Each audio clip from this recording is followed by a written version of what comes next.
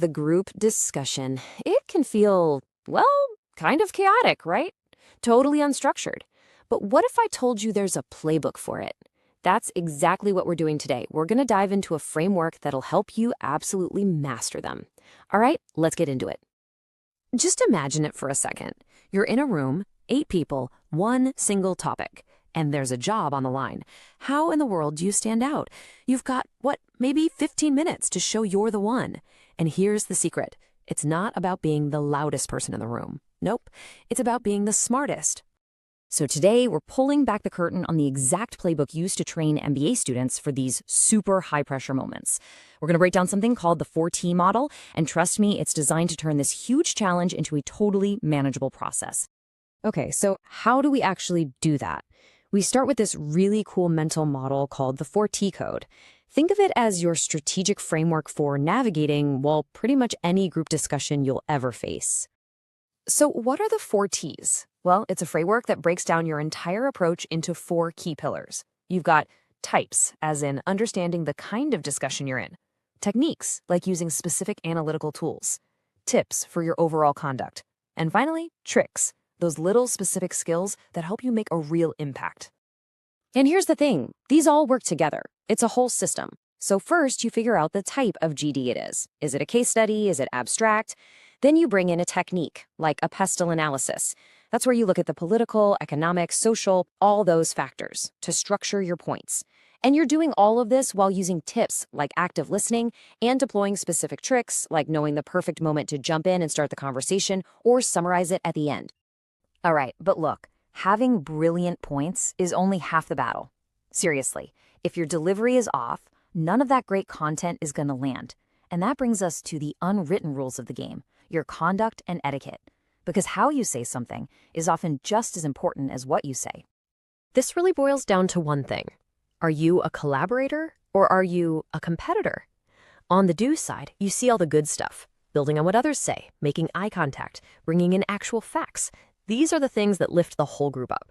But then you look at the don't side, interrupting, trying to dominate, just making vague statements. Sure, you might get to talk more, but what you're really signaling is that you're not a team player.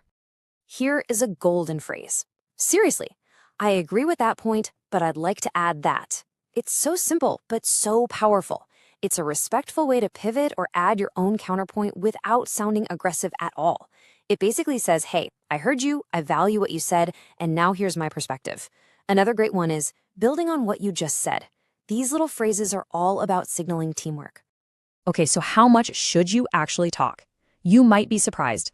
It's not about how many times you speak. It's all about the quality of what you say. In a typical, say, 15 or 20-minute discussion, you should be aiming for just 2 or 3 really well-structured, impactful points. That's it. Quality over quantity, always. It shows you can be concise, clear, and valuable without hogging the spotlight.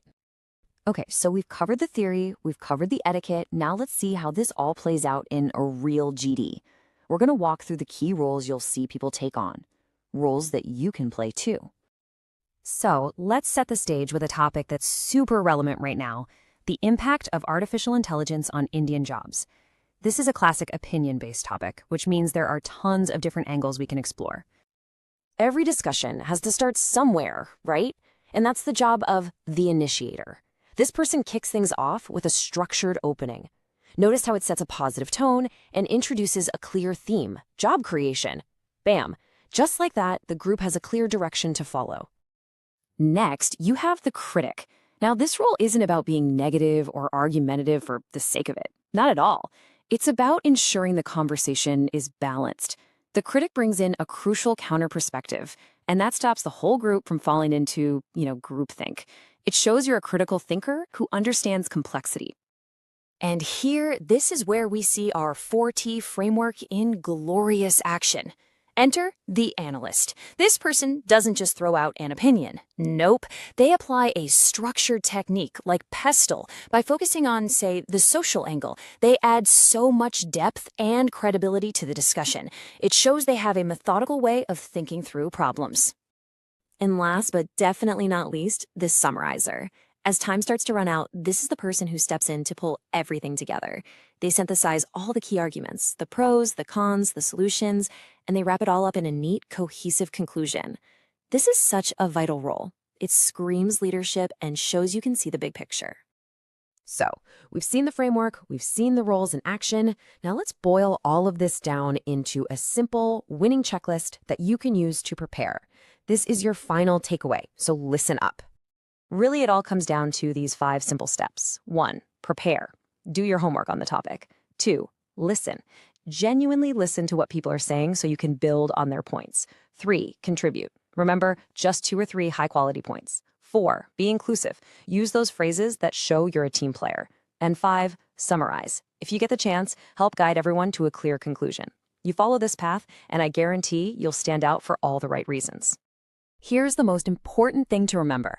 A group discussion is not a debate you have to win. It's a collaboration you need to build. The people watching you aren't looking for gladiators. They're looking for collaborators. Your real job is to help the entire group build the best possible analysis of the topic. So, the moment you shift your mindset from I have to compete to we have to collaborate, you change the entire game. It's no longer an argument to be won.